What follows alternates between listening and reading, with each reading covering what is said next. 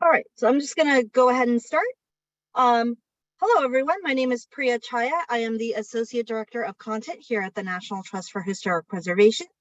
And I am your moderator today for this chat, which is the third in our forum member webinar series this summer, this time focusing on preservation law. And this four-part series has been featuring staff from across the National Trust sharing their expertise.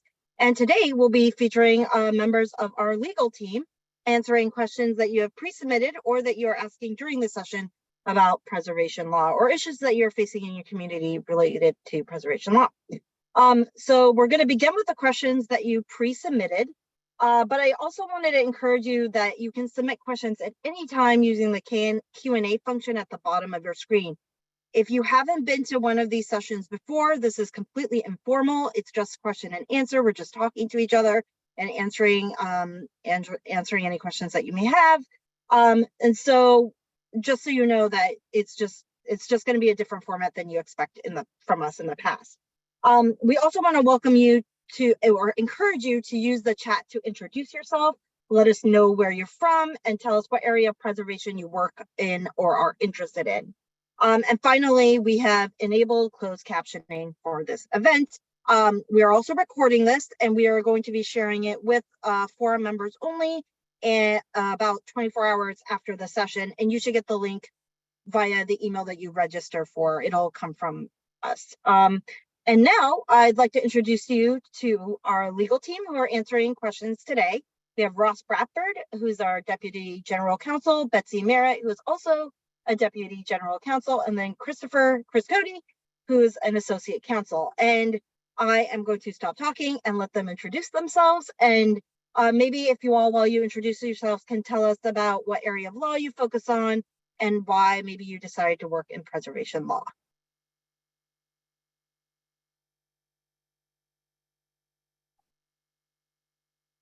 Shall I go first? Sure, Betsy. Yeah, why don't you go first, Betsy? I'm Betsy Merritt, and I've worked at the National Trust for 39 plus years. When I first got out of law school after my clerkship, I had a job with the Food and Drug Administration, but that job was eliminated by President Reagan. And so that's why I switched fields. And I worked at a law firm for a few years. And when I decided to go to the National Trust, my colleagues at the law firm said, "Are you sure you want to do this? You'd be throwing your career away. It's so specialized." But I took a big pay cut and never looked back, and have absolutely loved working on historic preservation law issues. So that's my previous background. The area that I work in the most is legal advocacy under the federal law system, and I'm especially a fan of trying to stay out of court, although I'm willing to go to court when needed. But I really invest a lot in trying to use consultation mechanisms like Section 106 to try to achieve compromise win-win solutions. And I always feel like that's a great investment of our advocacy efforts. So that's my story. I'll pass it to Chris. Thanks, Betsy. Well, I'm Chris Cody, and I've worked at the National Trust for significantly less time than Betsy. I'm coming up on my 2-year anniversary. I have always been very interested in history, and while I was in law school, sought out the intersection between history and law. And after law school, went and got a master's in preservation studies from Tulane, and that was, my introduction to the preservation profession. I work with Betsy on the legal advocacy team. We are a 2-person team currently.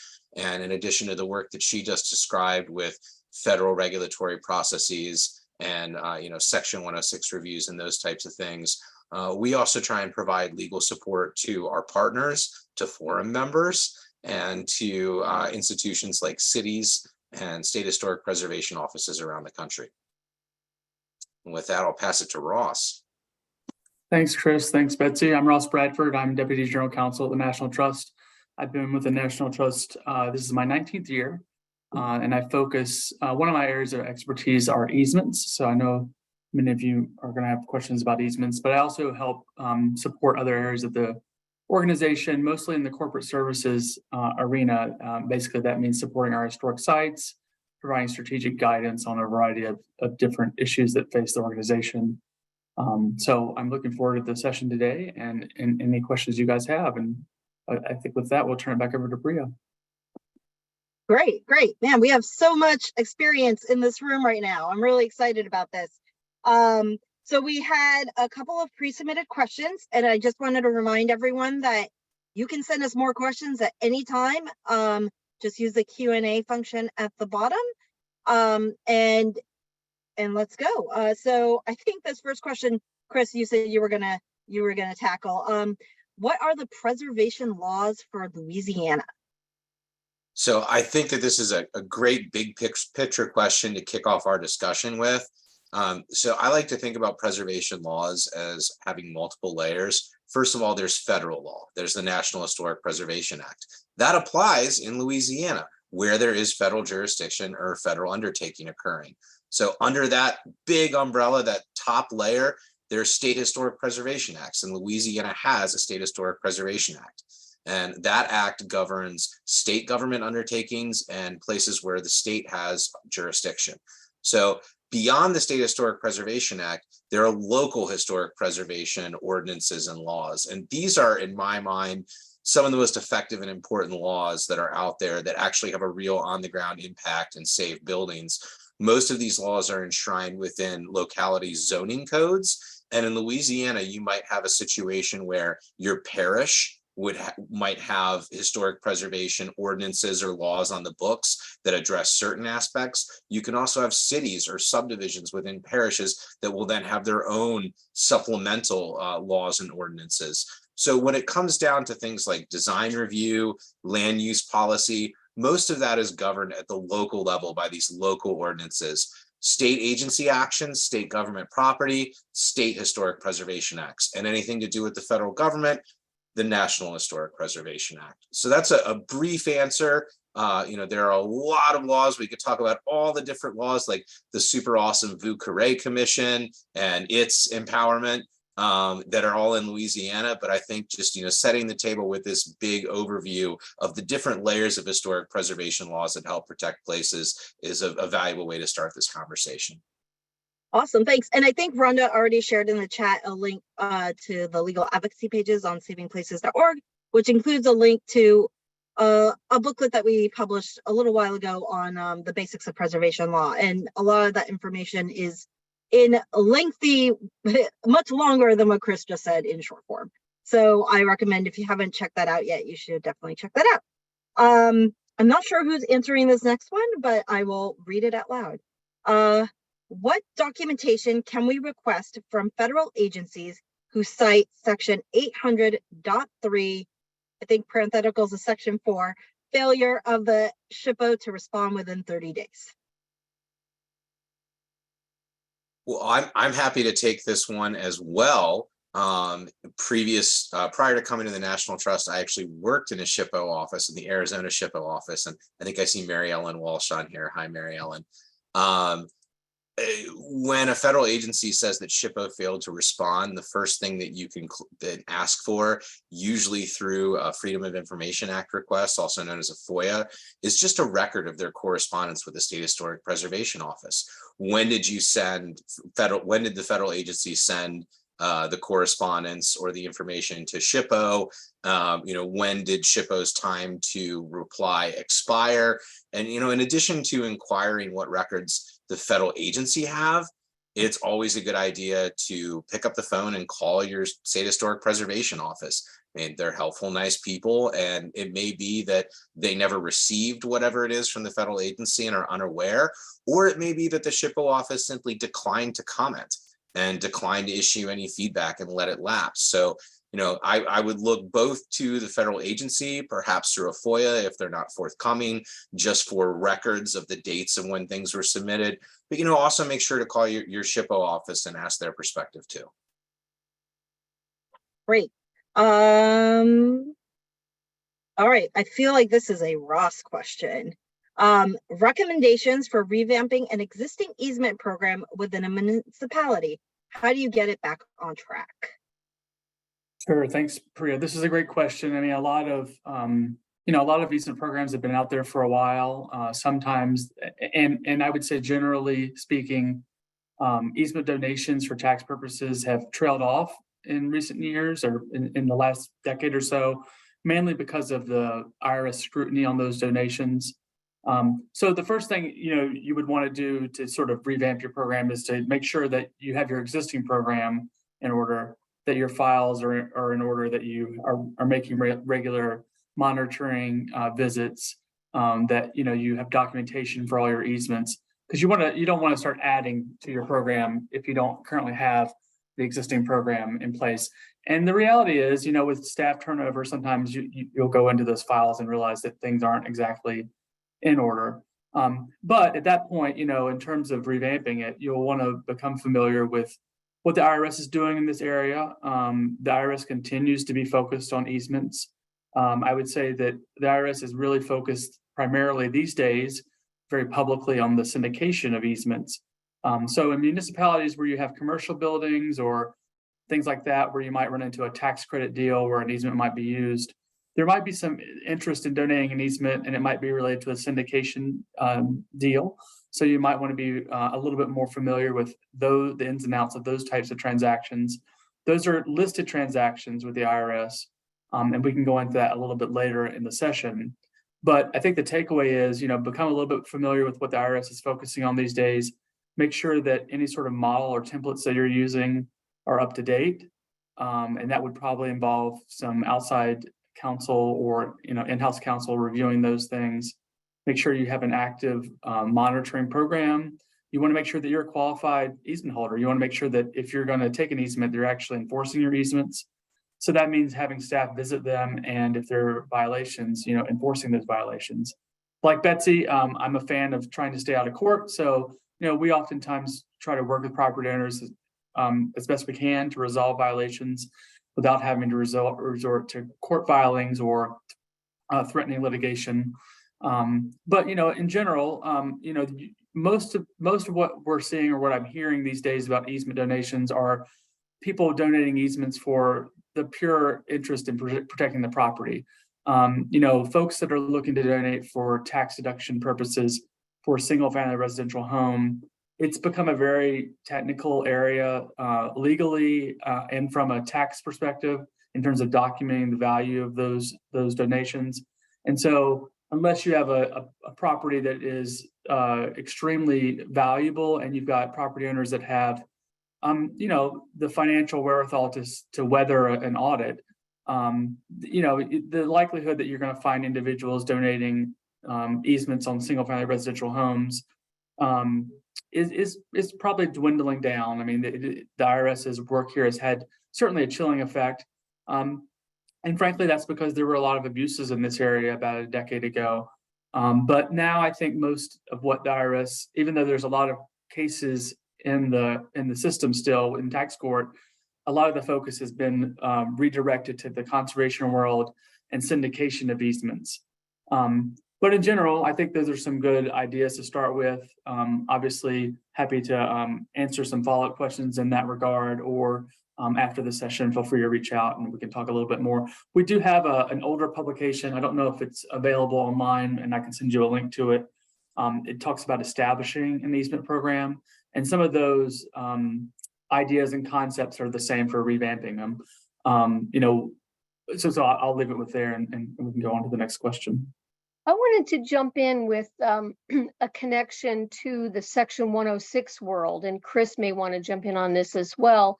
One of the recent problems that we've been encountering in many jurisdictions has to do with efforts to use easements or preservation covenants as a way to avoid adverse effects in the context of a Section 106 action. For example, if there's a federal property that's being conveyed or some property that's potentially threatened by a federal undertaking, it's often a sort of first ditch effort to avoid that adverse effect by saying, let's just put a preservation covenant or a preservation easement on the property. But then who's going to hold and enforce that easement? And many SHPOs are coming to the conclusion that they don't have the resources and the staff to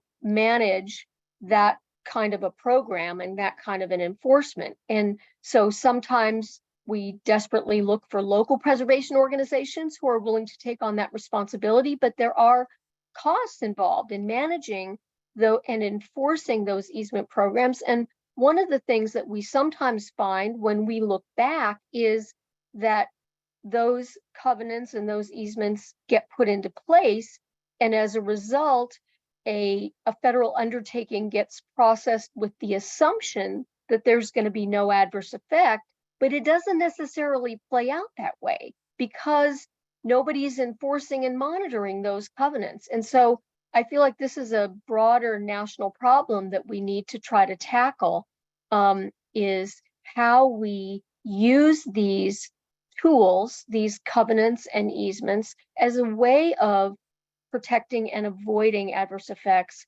but with meaningful resources to enforce and manage those programs. So Chris, you probably have some thoughts about this as well. Yeah, well, I think you explained the situation that we've been dealing with and discussing at a large national level very clearly. You know, I just add that this is a increasing problem as the government, federal government, looks to right size its office space needs. We anticipate that, you know, this is going to become increasingly more problematic. And I'll add that, you know, we did a good bit of research into existing easement programs at state historic preservation offices and connections to federal deaccessioning, just to understand the scope of this problem.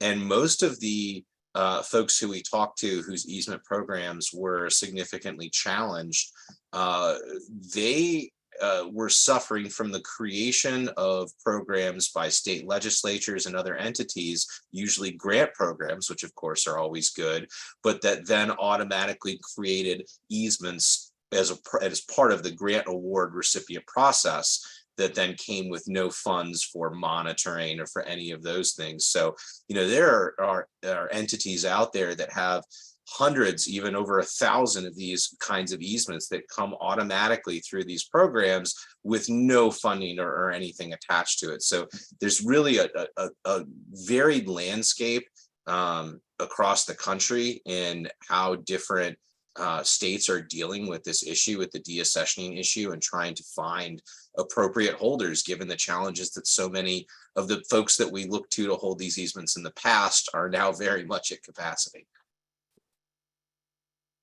Great.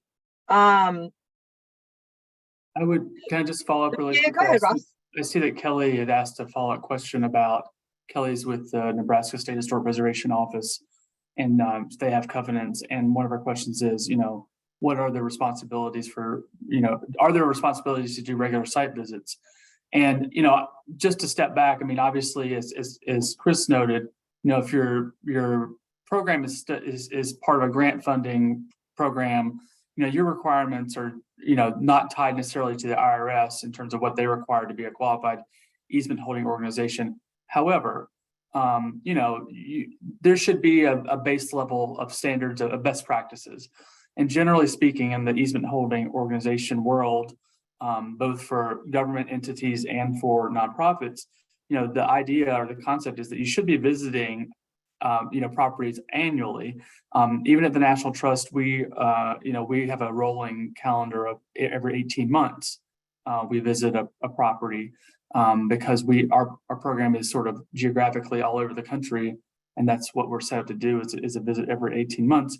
But periodic visits are important because this goes to Betsy's issue earlier, which is, you know, once you write, usually in the transaction, everyone wants to get it done. The easement gets filed, it gets signed, and then it gets recorded, and everyone breathes a sigh of relief. And if it's a property that just got sold, what's the next thing that's going to happen to it? It's going to go under a construction project. It's going to experience some form of change that's dramatic. And so, if there's any takeaway to some of the monitoring concerns, it's that especially when you have a brand new easement holder, a brand new property owner, and you've just put a preservation covenant on the property, you want to have, you know, higher level of oversight in the initial years, and then maybe you can you know back off a little bit and visit less periodically. But in general, you do want to make regular visits. You want to make regular documentation of those visits with photographs. And, if you do see something that's a violation, you have an obligation to make sure that you try to address that, because at some point you may have issues with statute of limitations and enforcement issues related to violations of your easement. One thing I can add to this, one of the emerging area or tactics or tools to deal with visits and whatnot has been local partnerships. And there's been encouragement from the ACHP recently to seek out local partnerships for easement holding, say with a CLG. If a resource is within an area that already has design review and it already has a CLG established with historic preservation staff, if you can get that local government to partner as an easement holder, it is much easier for them to do inspections and monitoring than, say, a state historic preservation office. Also, whenever tribal resources are involved, it's considered now best practice to seek out a partnership with the tribes whose resources there are to invite them to participate in monitoring as well. Great. That is a lot of good information. So the last pre-submitted one that I have on here is, what historic preservation provisions are most important for subdivision and land development code, or SALDO?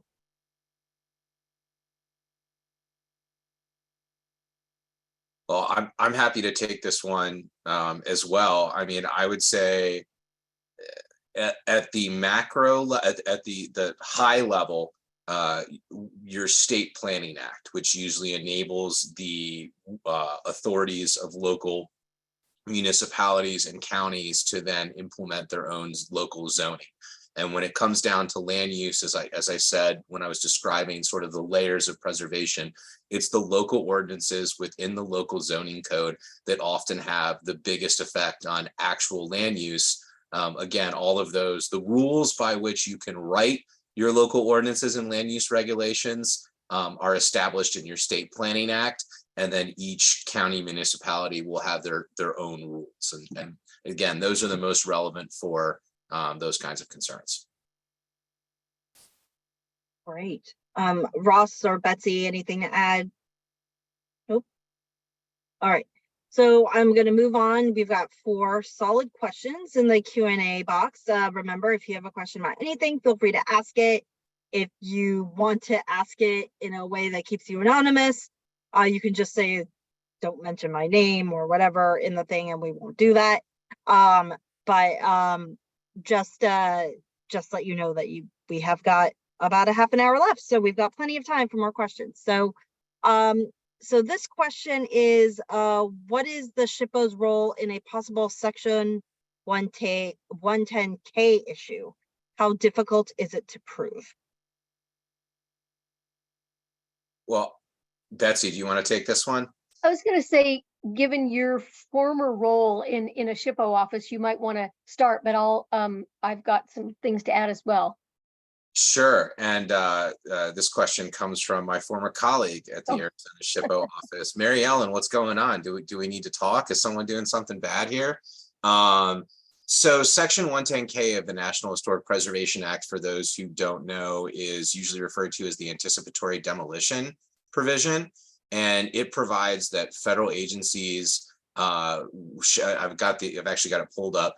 An agency will not grant a loan guarantee, permit, license, or other assistance to an applicant who, with the intent to avoid the requirements of Section 106 of the NHPA, has intentionally significantly adversely affected a historic property to which the grant would relate, or and on and on and on. Essentially what this says is that if you say do anticipatory demolition and destroy your site so that when the Section 106 review starts, there's no resources there, and you've done that purposely with the intent to avoid Section 106, that the federal agency should be precluded from giving you a permit, whatever you're applying, a grant, whatever you're applying to them for. Now, Mary Ellen, you ask a really good question, because this statute or this regulation only concerns the federal agency. So what is the SHPO's role in this? I would encourage the SHPO to exercise their authority to likewise refuse to sign an MOA, terminate consultation where this has occurred. Unlike the federal agency, you don't have the final decision-making authority to deny a permit, to block that grant. But you can sure do a lot of things when a bad actor has gone about doing this. But the other part of your question, how difficult is this to prove? I mean, you have to have physical proof, right? Like a time-stamped photo, like evidence of the fact that this was done at a certain moment in time, and concrete physical evidence of whatever the destruction is that now compromises the Section 106 process. So yeah, you've got to have that evidence, and then it's the SHPOs can do what SHPOs can do, but ultimately the law speaks only to the federal agency's requirement to deny permit or grant or aid assistance in these circumstances. Well, I'll just add that one of the things about this law is that the remedy is denial of the permit or denial of the grant. And so when it happens before the federal agency has made a decision, and when we find out about it before that point, the most useful context for Section 110K is when we can write a letter to the federal agency saying, you need to deny this permit because of this violation. You need to deny this grant.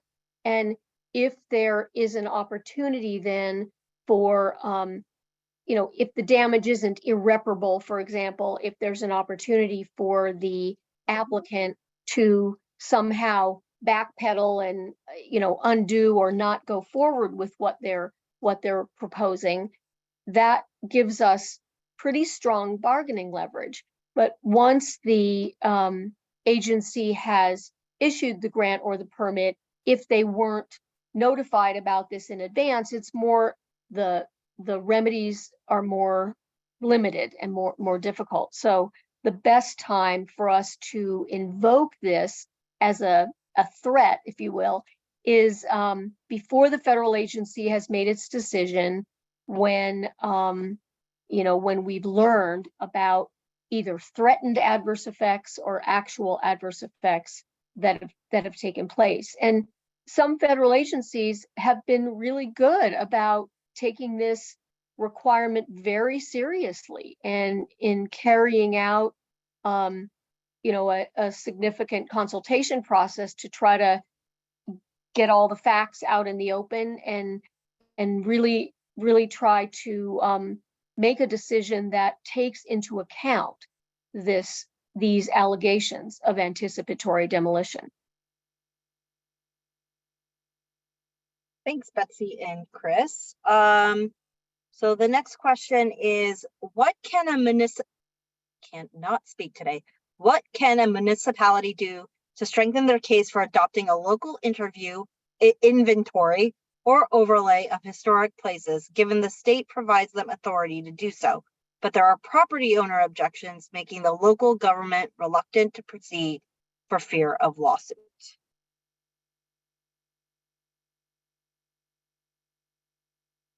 Well, I'm happy to take the first stab at this one as well. And hello, Jenny. Hope all things are well down in Florida. Good to hear from you. The short answer is you just got to do it. And it depends, depending on your state's laws, exactly how much liability that then incurs.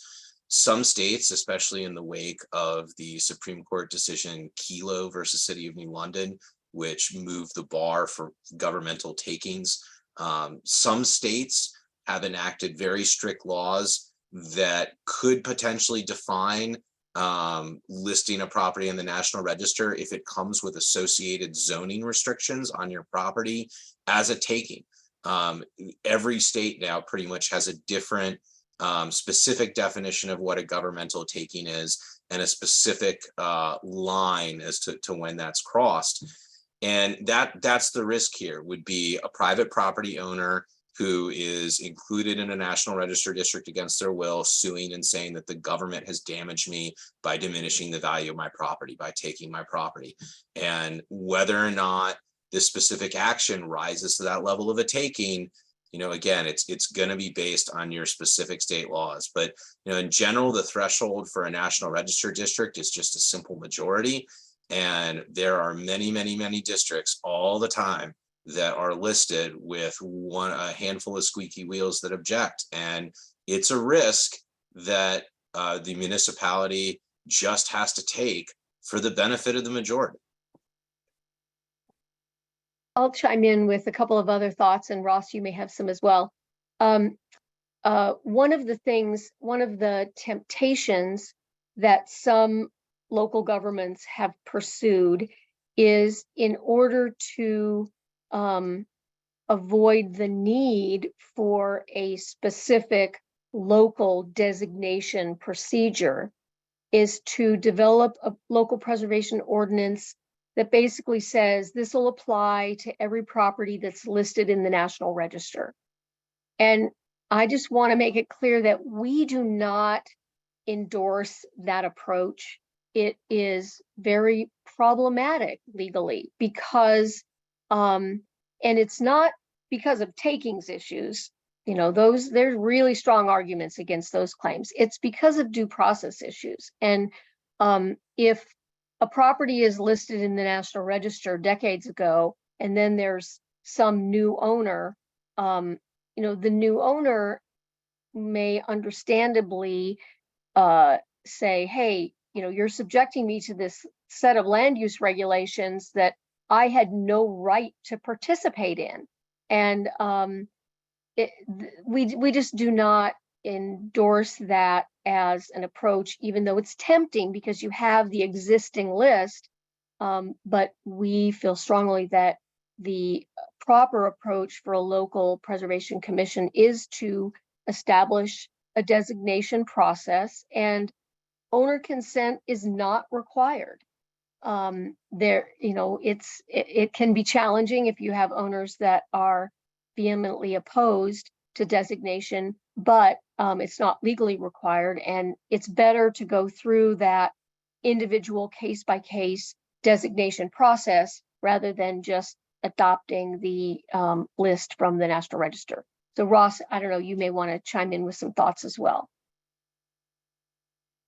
I mean, I think the only just very high level thought would be that, and this comes up with in the easement world, putting easements on properties that are in regulated historic districts. I mean, the IRS's perspective, and I don't always come back to easements, but this is sort of where I live. Their perspective has been and continues to be, in a regulated historic district, an easement has little or no value. And I think that when you look at the property values in many historic districts, the property values are generally pretty good and they're maintained. And so, there's obviously some daylight there between, does the regulation, diminish my property value in terms of how I can develop my property? Arguably it might, but at the same time, the property values are staying constant or increasing in those areas. And so, the argument that it's going to just wreck your property value or be, trigger some sort of a taking, I think is, there's a lot of data out there that shows how property values are, what they are in historic districts. And so I think that, there's a lot of information out there to sort of counter those arguments. Yeah, Ross, I totally agree that, while it's often the knee-jerk legal challenge that's issued to these types of sort of forced designations, that it's, lots of strong arguments against it. One other thing that I wanted to add that, to speak specifically to the question that asks about how, the city could strengthen its case. One of the two of the initiatives that I got to participate in when I worked at Historic Charleston Foundation were rezoning the height limits for most of the peninsula and establishing a short-term rental policy for the peninsula of Charleston. And with both, you can imagine they were highly controversial. And one of the strategies that was used to gain more acceptance of them was really taking a granular approach, going neighborhood by neighborhood and calibrating the policies to be specific to, these specific areas. If you hear from a neighborhood that they don't want, certain design review restrictions that are associated with historic designation, then don't impose them there, put them elsewhere. I mean, by getting more granular with your policies and your ordinances, sometimes you can head off opposition to larger plans.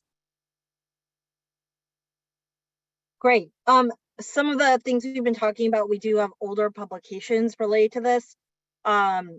Many of you as forum members will notice that we migrated a lot of our content to Saving Places last week. And Rhonda and I are taking note of the ones and the questions that are being asked to see if we can get them online sooner rather than later. So one of them I was thinking about is the older publication on takings, Ross. And then I think there's a question about demolition by neglect, and I believe we have a booklet on that as well. So I'm gonna try and pull those and get them online. Okay, the next question is, we have 6, which is very exciting. They're all very different. So from Jack Jones, Augusta, Georgia has a preservation ordinance, but there are historic district eligible areas that have expressed a desire for a conservation district. To achieve this designation of a conservation district, would this require a new ordinance, revision of the historic preservation ordinance, or other?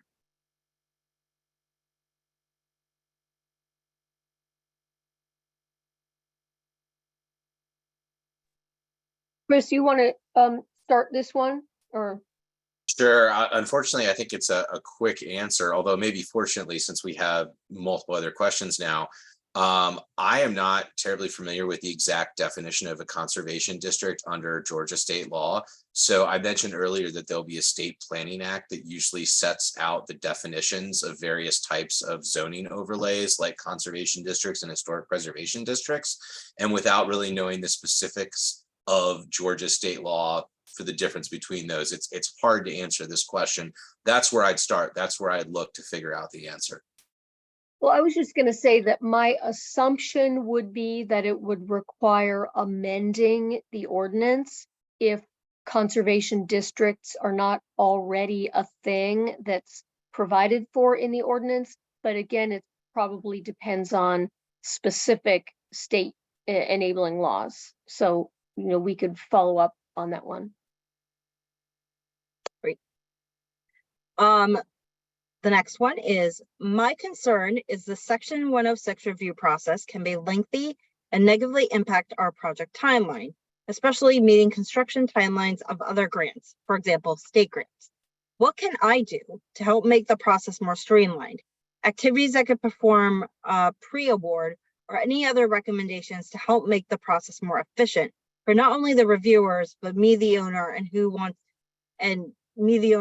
to remain compliant with all grant programs, and also to continue meeting construction deadlines. Betsy, do you want to start this one? Okay, I was going to give you first dibs too. I mean, I guess in general, I would say just reach out to the SHPO staff to coordinate with them. And we see so many instances where applicants, either permit applicants or grant applicants, make the process take longer by deciding to sort of oppose and battle every step of the way. And so, for example, the goal is to come up with a project that has no adverse effect, and to work with the SHPO staff and any local preservation advocates to say, what do we need to do in order to modify the project if you have concerns about it, in order to ensure that we can get a consensus about no adverse effect. And so trying to find those win-win compromises, in my experience, is the best approach, rather than saying, we're going to battle, we're going to argue that this property isn't even historic to begin with, or we're going to, oppose every single determination. Try to find that middle ground by reaching out to SHPO staff and to the local preservation organizations. So that's kind of my initial reaction. Chris, any additional thoughts, especially wearing your former deputy SHPO hat? Sure. I think you hit the nail on the head with don't argue and don't fight the process and fight what you hear. I mean, that's how things get really bogged down. I mean, I would just say, do the Section 106 process yourself before the Section 106 process and listen. Go to the SHPO and get their comments. Go to anyone, any parties, any neighbors that would be affected by this project and listen to their feedback. Let all of that inform your very first submission to SHPO so that it's the best possible submission that you can put in. And if you do the work on the front end and you listen and respond and incorporate all of these comments, the Section 106 process can be painless. And many local preservation organizations have a committee that reviews projects before they go to the agency or the local preservation commission. And so going through that process where you get early input from a local preservation organization can be really informative and helpful as well in order to try to make modifications that are going to get the support of those participants in the Section 106 review. Excellent. So this next question is a little bit different, which, fun fact, it's a very timely question too. Now that preservation law reporters know more and seminars and conferences are infrequent, what is the best source of current information on preservation law and cases? Is there an online service somewhere? And I'm pretty sure, Rhonda, this is a good time to drop in the link to I just got the email, the now live preservation law conference, which again, as forum members, if you're on our training list, you should also have gotten that, and you'll get links in the bulletin this Friday as well. But that is one option that is available this fall. But if you have other suggestions. I would just say generally, National Alliance of Preservation Commissions often has really excellent programs, and the National Preservation Institute has good preservation training programs. Both of those are a good resource. I will specify that the question, and I agree that they both have really good updates on laws and stuff, but I think the question was specifically about preservation law related things. So sign up for the October 10 conference. I would say, the Preservation Law Reporter has been out of print since 2004. And, generally there have been some individuals out there that have done sort of websites that have followed preservation law cases. Those come and go. There are a couple law professors. There's some law blogs out there that focus on land use planning that oftentimes track preservation cases. So I think the best bet is to sort of source those kind of blogs that are out there, that you've got these law professors that kind of follow the land use area, and sometimes they'll have preservation as a subset in their threads. So I've seen a lot of posts there in that regard, but there's not a gap filler for the Preservation Law Reporter. Yeah, and I will say, Ross, if you have a couple of those links, send them to me afterwards, and I'll send it up in the follow-up email so that everyone has access to that.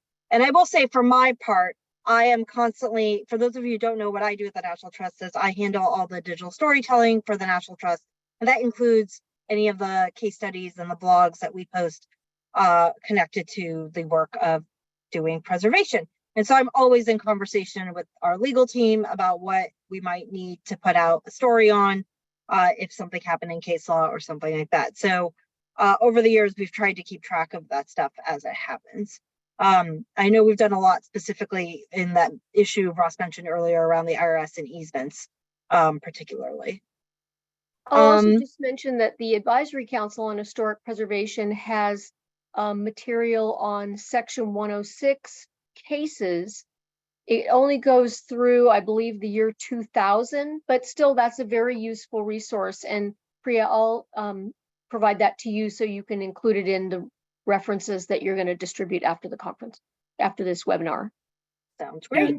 And I would just say, not to plug this person because I don't know them specifically, but Law of the Land is one of the blogs that I look at a lot for land use decisions, and they post pretty regularly about issues, and so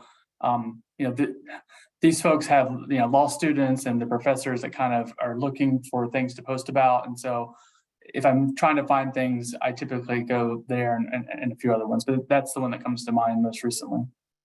Great, thank you. Let's see.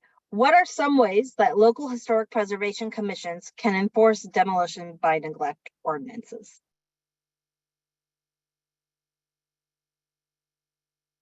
Well, I'm happy to jump in and take this one. So the first question is, what does your local demolition by neglect ordinance look like, and doesn't empower the commission to have any role? A lot of them do, in which case it should be pretty explicit what they can do.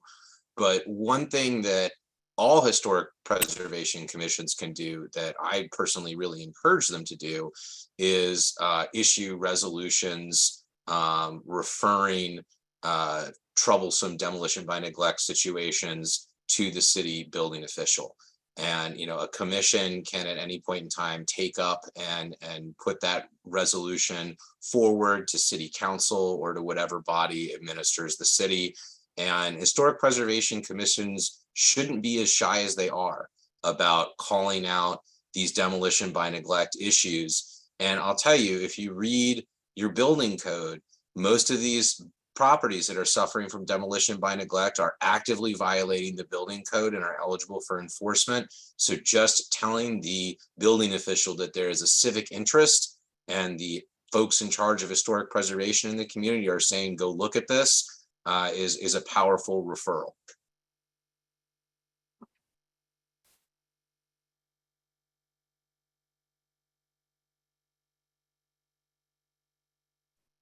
The next two questions are easement related. And let's see. Would an easement help protect a gravesite on private property? The family is concerned that it be preserved forever. Is the gravesite of a Tlingit chief. We are going to work with the family to nominate to the National Register. It's a good question. The first question you always want to ask anytime you put an easement on property is, what does state law say about easements? And almost every state has a state conservation and preservation easement enabling act. A lot of them follow the model act. So in a lot of cases, you can put an easement on almost anything. In some states, you have to. There are certain qualifications, like it has to be eligible to be listed. Has to be eligible to be listed on the National Register in order for it to qualify for historic preservation protection with a conservation easement, or it has to be, I think in Michigan, that one comes to mind. I think you've got to be individually listed or contributing to a registered district to be a qualified easement under state law. So first question, under state law, what kind of properties can you put an easement on? Let's just assume that there's no hurdle to get over, like it has to be listed or it has to be eligible to be listed. Then you could craft an easement that would protect that. If that fails, you might want to fall back to more traditional real estate covenants, deed covenants that might be another way to sort of control future use of that property. But ultimately, it sounds like you all are looking to get it nominated to the National Register, and that has its own issue with its status as a cemetery. But you should be able to do it, and it should be there should be ways to make that work, and without a long drawn out easement. It could be a pretty simple, straightforward covenant about changes or alterations, and should be pretty easy to put in place. But again, check your local enabling act.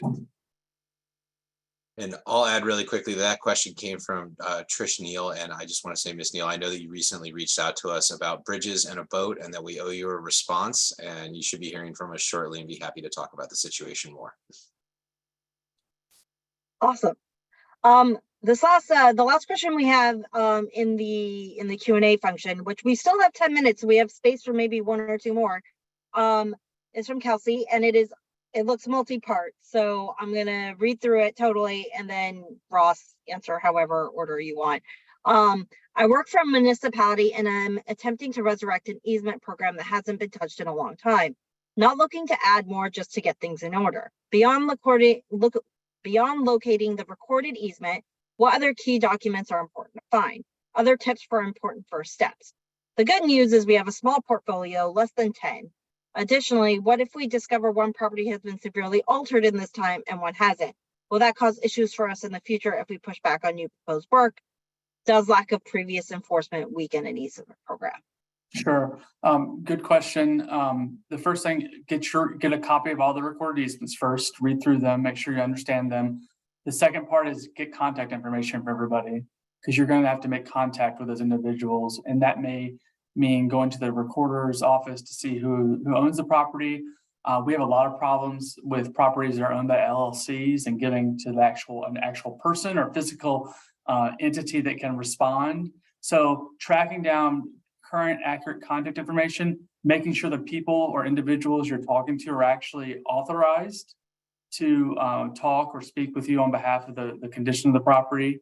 And then in the files, most often with many easements, depending on how old they are, they often have what we refer to as Exhibit B, which is baseline documentation, which is basically photographs or an assessment of the condition of the property at the time the easement was placed on the property.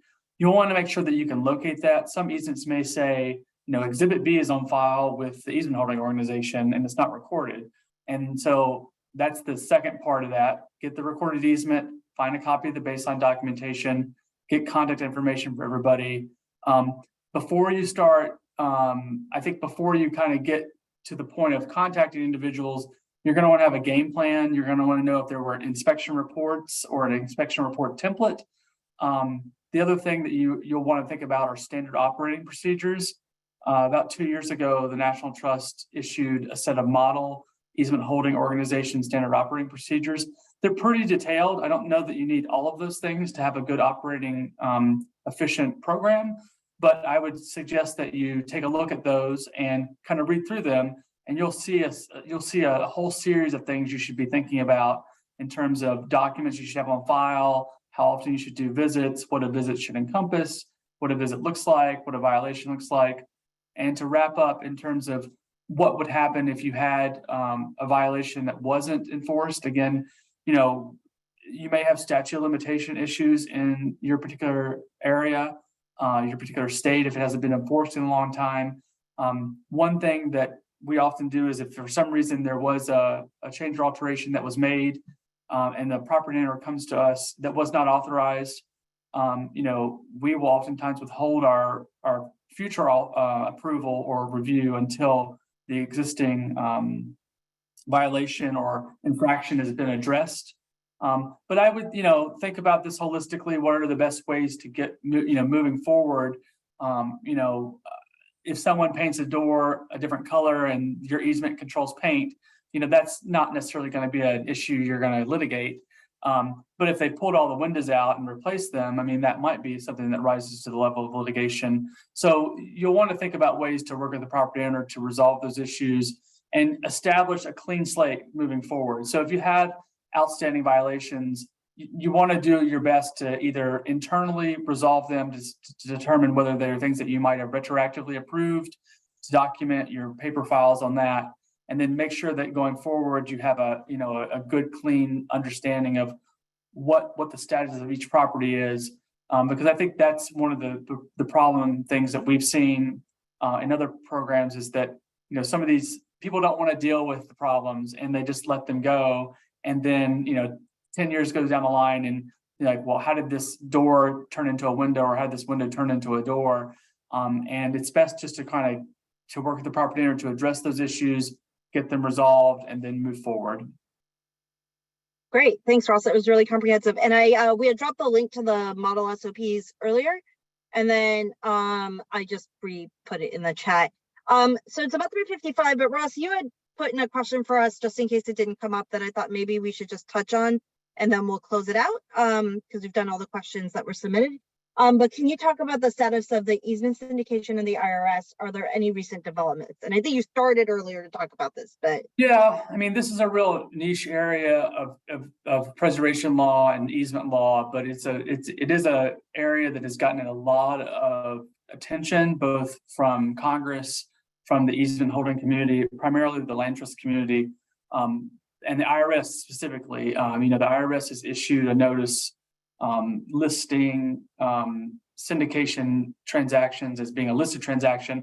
That notice was actually overturned by the tax court recently because it didn't comply with the APA, the administrative, I can't remember the acronym, but anyway, they didn't go through the proper process to issue the notice. And so the IRS now has issued a new regulation that they're going to implement that sort of revives that and continues to have these as listed transactions, which means they come with additional penalties if you violate the penalty for over appraising an easement that's been syndicated. And for those that don't understand syndication at a very high level, it's taking a property, putting it into an LLC, and then donating an easement and allowing all the people that are partners of that limited partnership the benefits of that, the tax deduction for the easement donation.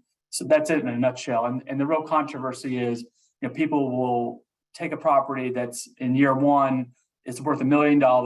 They'll come up with some kooky scheme that says you could develop it in an unrealistic way. And now they're claiming in year two that it's worth $10 million. And they want to put an easement on it that reduces the property value back down to $1 million and take a $9 million deduction. That's a real kind of quick on the back of the envelope illustration, but it's that real big just shift in value, the representation of value, overvaluation the IRS is concerned about, and they view those as sort of fraudulent tax schemes, tax shelters. The good thing, I think, there was some legislation at the end of December that was passed, the conservation, I always get the tongue tied on this, the Charitable Conservation Easement the Charitable Conservation Easement Program and Integrity Act that really tried to address these issues primarily in the conservation world. It does exempt from those transactions preservation easements, and that's primarily because the mechanics of using easements with tax credits is a little different than putting easements on conservation lands. However, this is still an area that's being used in the preservation world that people should be aware of. And you should do some reading about this if your organization is approached to participate in those types of transactions.